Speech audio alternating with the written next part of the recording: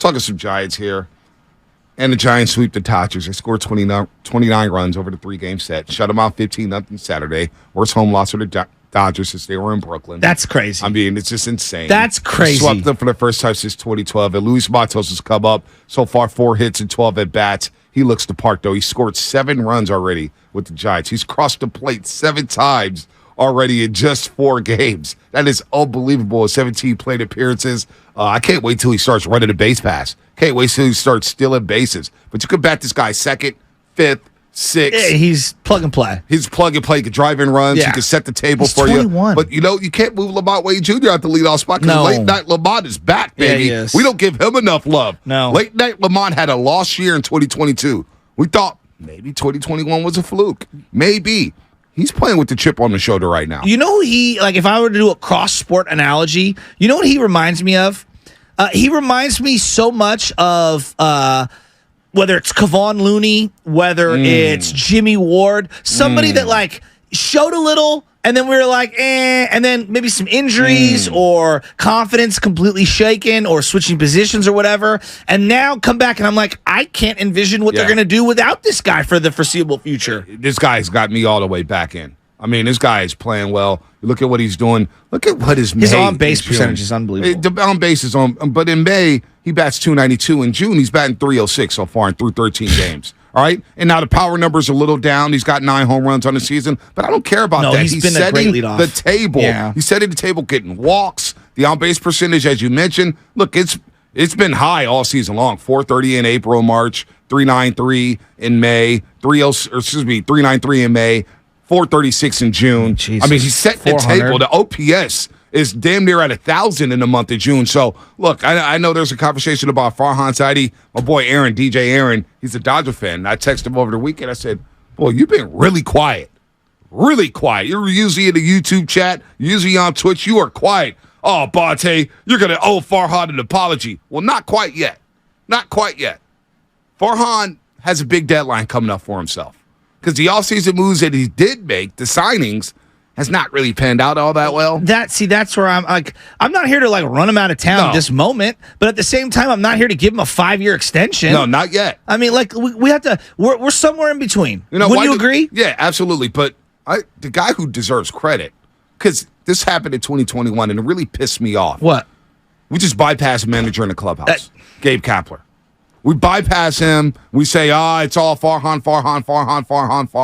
But somebody's got to be with these players every single day. Somebody's got to have the tough conversations with these players every single day. Somebody's got to be in that clubhouse saying, hey, give me Doval out the pen. Give me Rogers out the pen. Know when to pull Logan Webb. Know when to pull DeSclafani. Gabe Kapler has done a magnificent job this season. When we thought he lost that clubhouse last year, he didn't quite lose it, right? They're playing hard for this guy. It feels like his situational offense has adjusted dramatically in 2 years. B, how many times did they get a runner to third base only to have 2 guys strike out in a row? Yep. Oh, it felt like it every game last year. They lead the majors right now in safety squeezes, bunts for hits. Did you think small ball was going to be something that they would implement? No, I didn't. Did not. And to me, I think that's a philosophical change, not just from the hierarchy of the front office, but the manager. The manager has to be the one that comes from when a guy gets on third. We've seen Bailey do it. We've seen Crawford do it. We've seen guy after guy do it. Lamont Wade's dropped a couple of bunts this year. I know it's not a sexy topic, but I love the small ball. They're playing a brand of baseball that I appreciate. And Kapler's attitude feels like it's contagious now. That's a good point. It's got a positive spin on everything.